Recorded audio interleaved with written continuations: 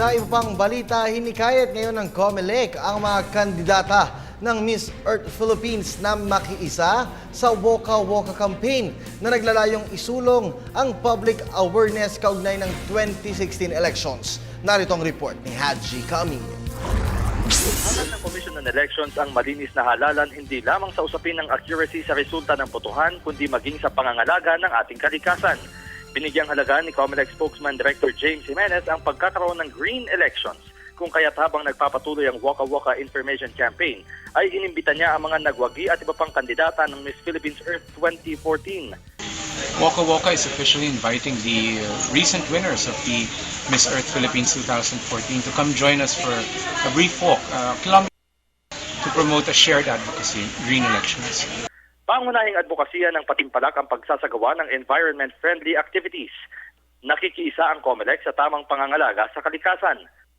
Part of Woka Woka's objectives is to promote clean elections, not just clean because of accurate and faithful results, but also clean because of caring for the environment, no? In the sense of caring for the environment.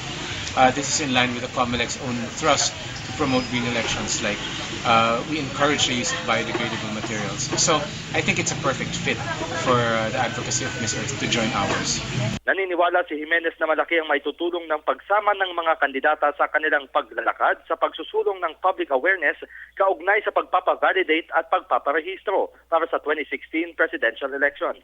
Kaya naman hinikayat nito ang organizers ng prestihiyosong Patimpalak na sumama na at pausbungin ang partnership para sa layuning mapalakas at mapalawig ang information dissemination. The purpose of Woka Woka has always been to attract attention to the advocacies of the COMELEC, clean elections, biometrics, voter registration. By adding the winners Philippines 2014 to the walk, we're bringing in a whole different audience, an audience that's concerned with caring for the environment. And I think that will be the greatest impact of their joining our walk. Magiging mas malawak ang reach ng ating ginagawa. Of course, whether or not you join us, congratulations for winning. You're the most beautiful women in the Philippines today. So that's something really worth celebrating. And we do hope that you can join us so that we can give you our congratulations in person. Samantala sa pagpapatuloy ng Woka Woka campaign, nasa Bangar La Union na ang grupo ni Jimenez at inaasahang magpapalipas ng gabi sa bayan ng Bacnotan. Mula dito sa La Union, kasama si cameraman Romet Tagbas para sa Telebisyon ng Bayan, Haji Camino.